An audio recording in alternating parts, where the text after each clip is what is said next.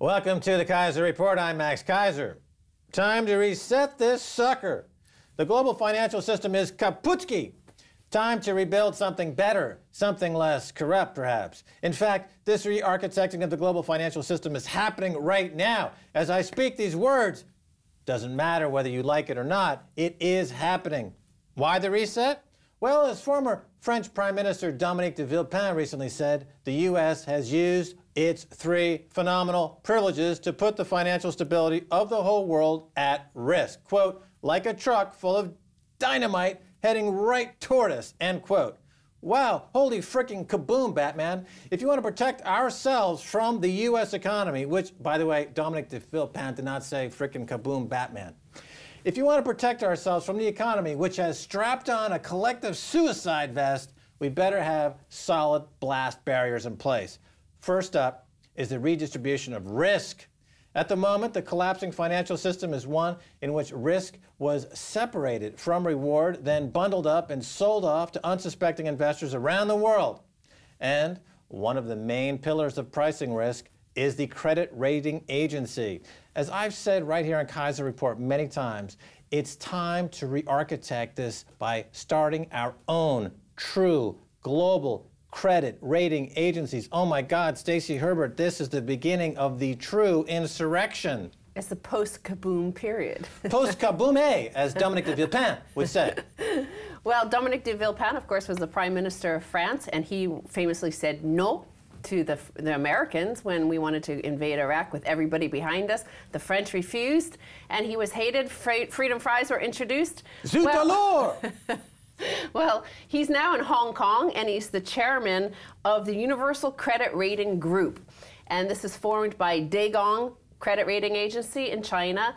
It's also backed by Egan-Jones, you know, the very first American credit rating agency to downgrade American debt, and Rus Rating of Russia. So these guys are together, and they're upset that the U.S. has wasted its three extraordinary privileges, as Dominique de Villepin said. He said these three privileges are the control of the currency. We all know that. They have the global reserve currency, and the control of the rules. So they have the global Department of Justice, essentially, and they could change the rules midway through the game, so they always win. The third privilege, control of the risk. The U.S. decides what is risky and what is not. That is, where the money should go and where not, he said.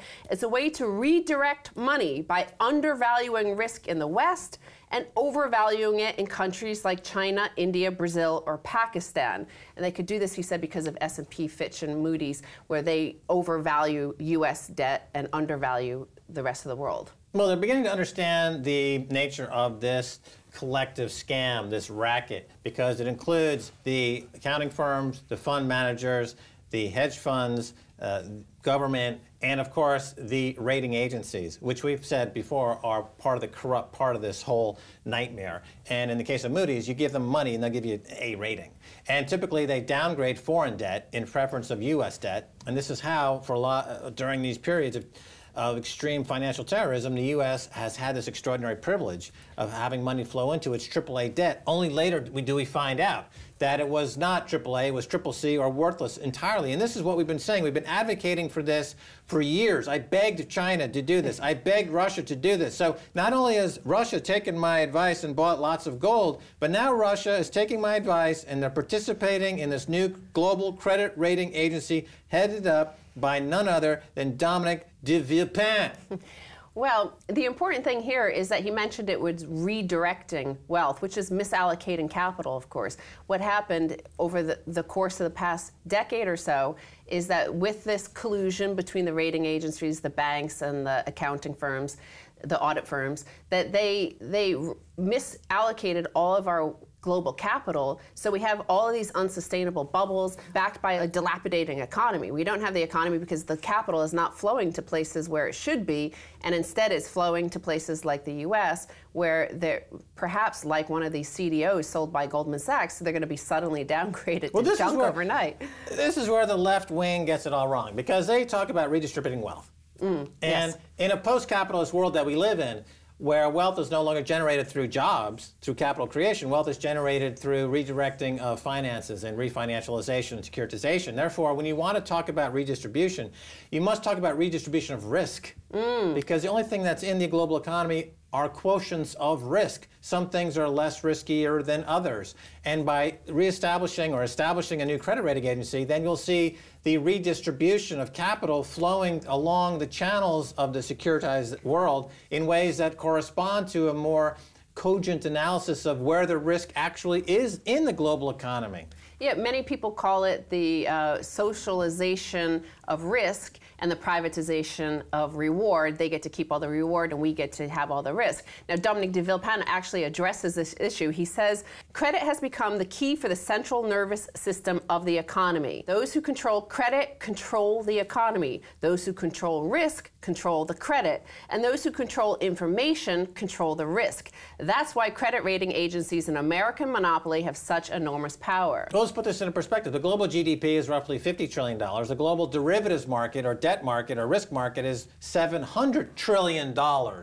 So to get back to my discussion of how the left-wing politicians completely missed the boat on this, is that they focus on that 50 trillion number and trying to redirect that wealth, and they completely ignore the $700 trillion number where the actual price discovery takes place, where the actual changes in distribution that would happen, that would cause an effect, would occur.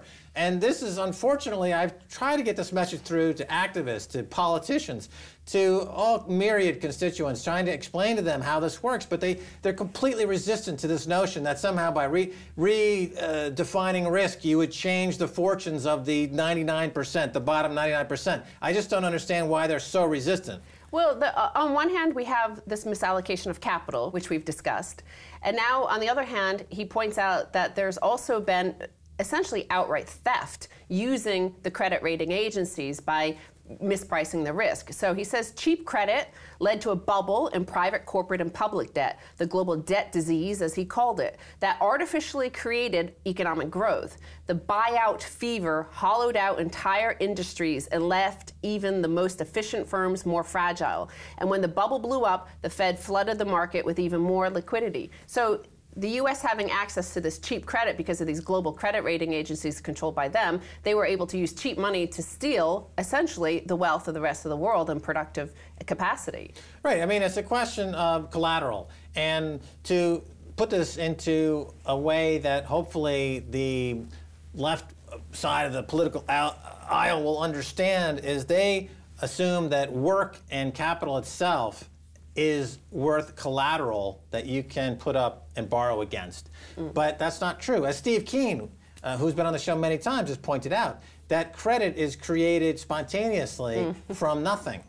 And that the spontaneous credit creation from nothing, not even fractional reserve, but zero reserve, then becomes the collateral for even more credit creation. And you create this global daisy chain of credit that has no collateral whatsoever, but is nevertheless used by the top 1% to acquire assets who happen to be going up in value as long as they keep creating phony credit.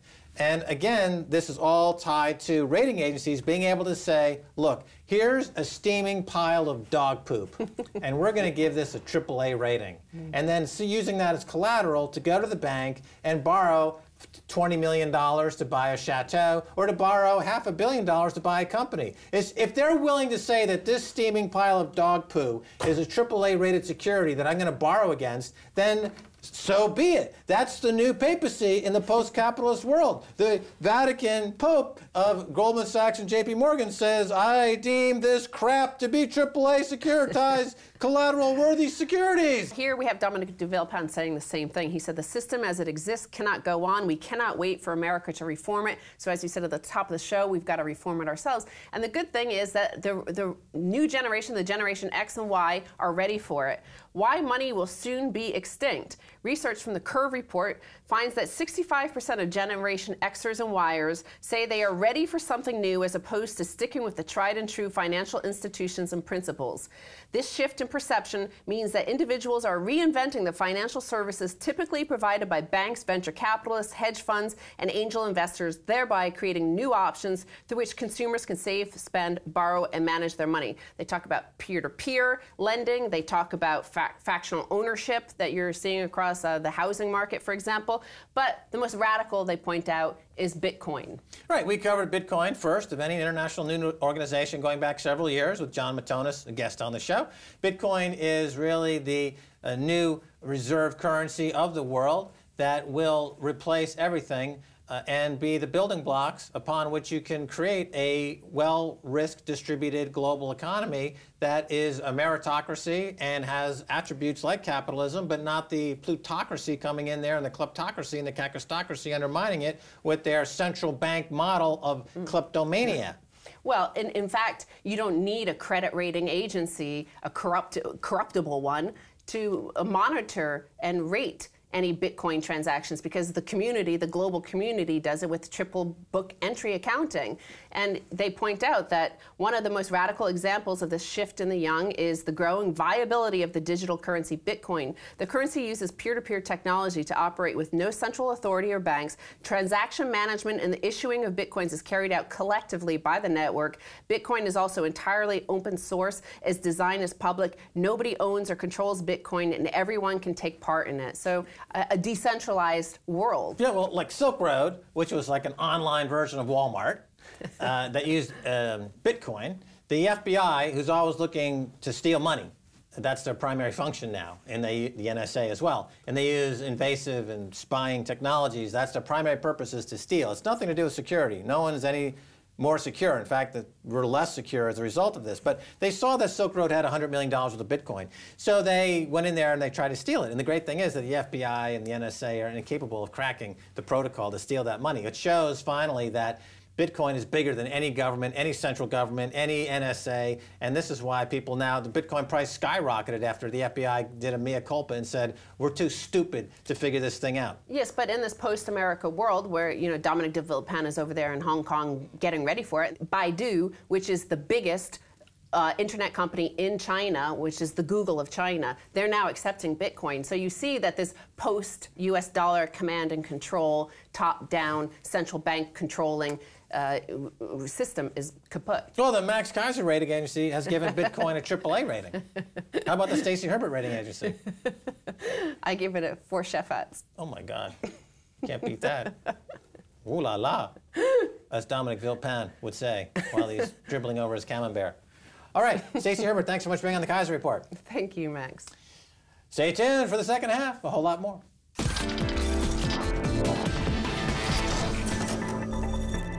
Welcome back to the Keiser Report. I'm Max Keiser. Time now to turn to Leo Johnson, a green investment consultant and author of this book, Business and the City of the Future. Makes an excellent Christmas gift and stocking stuffer. Yes. Leo, welcome. What you're saying, Max. Thank you. Yeah, welcome to the Keiser Report. So this thing is hotcakes. It's just flying off the shelf. Mainly bought by my mum. This is my secret fear. But no, but for some reason, I mean, there is a category on Amazon. Yes. Which is the least competitive category on Amazon, where we're doing very well. Oh, excellent. It is business ethics. Aha. And business ethics. We're rocking on business ethics. That's not a popular section here in the UK? Military intelligence. It's one of those great oxymorons. But we're rocking on that category. But okay. Great to be here. Let's get into the main thesis here of this fabulous book. There's 3 possible futures, Leo Johnson: the Petropolis, the Cyburbia, and the distributed city. So, I mean, the whole book is about this, but if you can kind of encapsulate that in a minute or so, that would be great.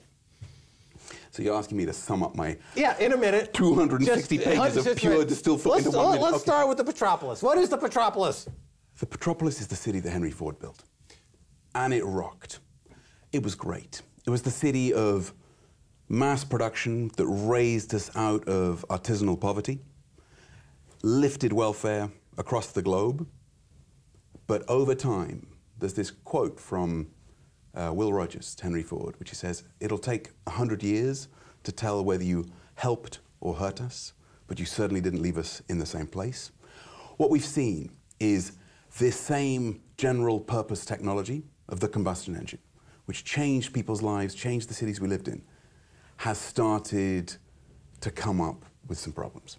Okay, before you go on, let me just, one of the themes here is that what we're finding in the 21st century is that all these models, economic models, are hitting against something called, let's call it the capacity constraints of planet Earth.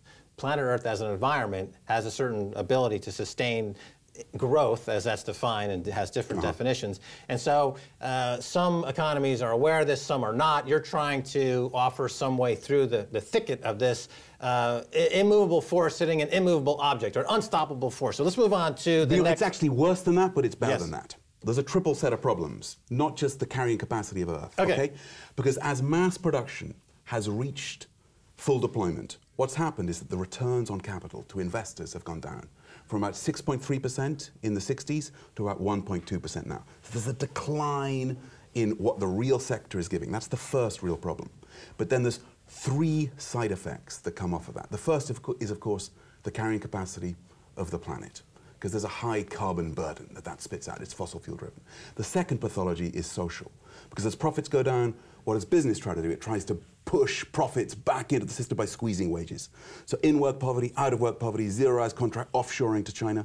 The third pathology is, of course, what governments do is pull the lever they've got to try to bring back consumption, bring back demand, stimulate the economy with cheap money flooding into the system, and credit-fueled debt, high levels of personal debt, high levels of national debt.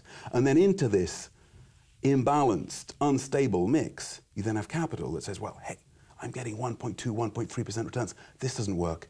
Capital then looks for whatever new routes it can find to reboost its returns. So you have the subprime. So you have the mis-selling of PPI insurance.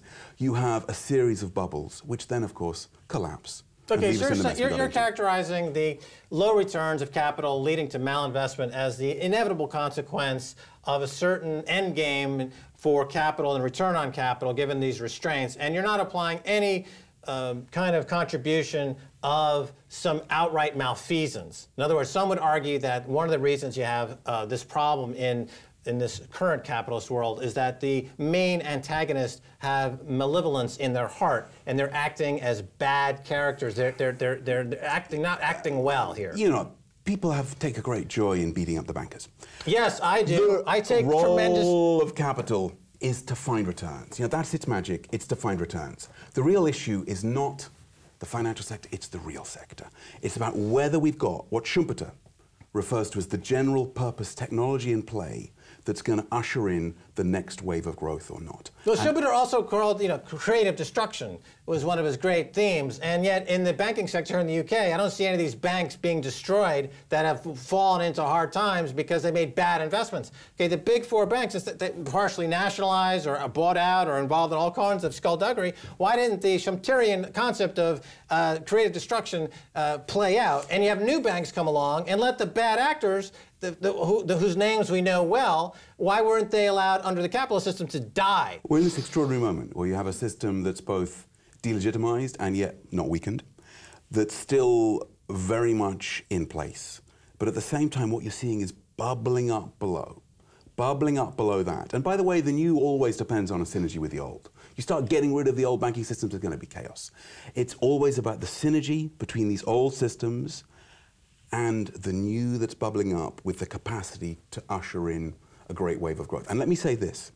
We started this book in not quite despair, but seriously doubting whether capitalism could deliver on the economic, social, and environmental challenges that we've got. Where we ended up, we're seeing that there is such a welter of stuff that's bubbling up. Okay, let me get in for a second, because, all right, so would it be fair to characterize your work to some degree as a financial architect, in that you're looking at the finances in terms of their design in a kind of a macro sense, and seeing the inputs and the outputs, and is it fit for purpose? And so getting back to this book, which is an excellent book, I did actually read this book. So we talked about the Petropolis. I want to talk about the main themes here. Yeah. The way you're kind of, from a financial architect, characterizing these different clusters of activity, economic activity. Okay. Yes. There's Cyburbia, yes, which I would take it from the description is the plugged-in world, but please explain this a bit. Okay, you can see this, if you want a really concrete example of these three different cities in action, just look at Nairobi today. Because you've got three different types of city that are all springing up. You've got the old Nairobi, which essentially after Westgate, the risk is that the strategy for business is exodus. Let's leave this. And what's happening instead to this old city that's getting abandoned is a new city is being built up as replacement. And you've got these new smart cities, in theory. With digital, they're digitally hooked up, right? With giant plasma screens, okay, with the thing about digital technology water. is it goes down this asymptotic curve toward a price point called zero. In other words, storage, processing, and CPU is always going cheaper, cheaper, cheaper. So here you have an African country where they start at a place of ultimate baseline nowhere, but they're meeting the asymptotic curve of zero cost technology. Okay, you're way over my head with your asymptotic curves here, but let me put this in concrete terms, okay? You went to Oxford? Didn't you go to Oxford? I mean, it's basic math 101. Aren't you part of this educated British people? You got these iPad cities, okay? You got these cities which are built for obsolescence. Yes. Which have got, quote, smart technology, which is really this mesh of interconnected and highly vulnerable systems which are not going to be resilient. And a lot of capital is going into these new cities, and they're gated compounds which aren't going to be delivering jobs for the 200,000 people a day who are going in a pattern of distressed migration from the countryside to the city. What we need is a different use of technology. So you feel constructive about this Cyburbia model? No, I feel that it's the next super prime. It's not subprime, it's the superprime. Okay, so you and see... it's the non-resilient city. Okay. It's the technology equivalent of Marmite, okay? If you take now you're talking Marmite my on language. a piece of toast, Max, and put your Marmite, or Vegemite for the Australian viewers, if you put it in a giant dollop in the middle, does it taste good? No. What you need is distribute this technology, we're going to get to this now. This Marmite, evenly across the slice. Finally, the distributed city. So this is kind of getting toward the conclusion of the book. I believe this is what you foresee as a model to work toward. We were talking about distribution at the first half of the show in terms of risk and capital, and that the problem with capitalism today is not wealth redistribution, but risk redistribution. That all the risk is being borne by the masses and the rewards are being accumulated by the very few. It has more to do about risk management. How do you see the distributed city, though? Actually, for me, the distributed city is the city that puts power back in the hands. It uses technology horizontally to put power back in the hands of people. And it does, in that sense, both manage risk for them and create rewards. So the Nairobi example is very clear on this, because you've got Nairobi crumbling. You've got the new cities, the Cyburbias of Konza, Thika, etc. But you've also got these innovation spaces bubbling up in Nairobi, 16 of them. These self-organizing groups who are doing things, and there's the iHub, there's the MLab. What they're doing is using technology to solve the real problems. So an example of this might be M-Copper, where they're taking the D-Light solar light, mobile solar light, which is great because there's 1.4 billion people in the world without power, but a lot of people can't afford the $200 that piece of kit costs. But if you put a SIM card in it, then people can lease it for 50 cents a day. And they can make mobile money transfers, and they get access to insurance, and then buy fertilizers, and then make mobile payments for the $34 Kickstart agricultural hand pump, which means they can get access to the underground water table, plant 3 times as more crops. Incomes go up from $160 to $1,600 a head. Suddenly what you're doing is you're reducing the root causes of the problems that are making people flee the countryside to the city. And this is a market that's $1 billion in Kenya alone that the poor spend on kerosene. 38 billion globally. Okay, I mean, right here in London, you have the Silicon Roundabout, which is the home of the startup culture in London. Is this the kind of thing that's going to take London into the 21st century for the next 50 years? What do you think about the Silicon Roundabout culture? I believe it's great. I believe it's a vital part of the future. Okay, let me jump in and ask you this. Why would then George Osborne try to stimulate the economy, not by boosting Silicon Roundabout or by giving broadband all over this country, but by creating another housing bubble, by offering this Help to Buy scheme, which is clearly an effort to create growth through a pumping up of an asset class, housing, in a way that we just saw in America in the subprime crisis and the Fannie Mae crisis utterly fail. What is it about this government that they don't get about your vision? Because I believe you're right. Why is Osborne so blind about and why is he pursuing such a dead-end policy such as Help to Buy?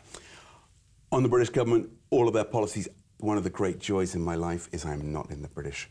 Well, get inside his head. But what I do think is Carney, there is why are they going down this dead end? Why don't they see the obvious? Why don't they just loot this book and say, Leo Johnson's a smart guy. We want growth. We don't want dead end bubbles popping in people's faces. What's wrong with them? And if you look at what's happening in places like Barcelona and Austin, Texas, there's this extraordinary stuff going on around the next wave of growth. If you look at the last 150 You're being evasive, Leo. yeah, I'm not going to go in. I'm not going to go and attack the British government. Nothing. But there is a wave of growth which always occurs when you have a new energy source. Yeah, but this government wants growth of debt. They only want is debt growth. Growth of debt. That's all they want. They've said that.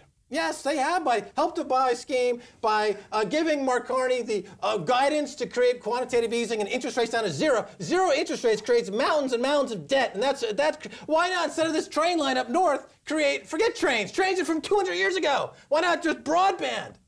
Shoreditch could work. And there is government support going for that, but it's bubbling up. And it's going to be driven by the people. We got to go. Leo Johnson, thanks so much for being on the Keiser Report. Thank you, Max. All right, that's all the time we have for this edition of the Keiser Report with me, Max Keiser, and Stacy Herbert. I'd like to thank our guest, Leo Johnson, author of this book, which is truly a good book. I read this frickin' book, and it is a good book. You should buy this book. It's called Turnaround Challenge. If you'd like to get in touch, tweet us at Keiser Report. Are you on Twitter? Yeah, at Mr. Leo J. Mr. Leo J. It sounds very uptown. Downtown. Okay, I stand corrected. Until next time, this is Max Keiser saying bye, y'all.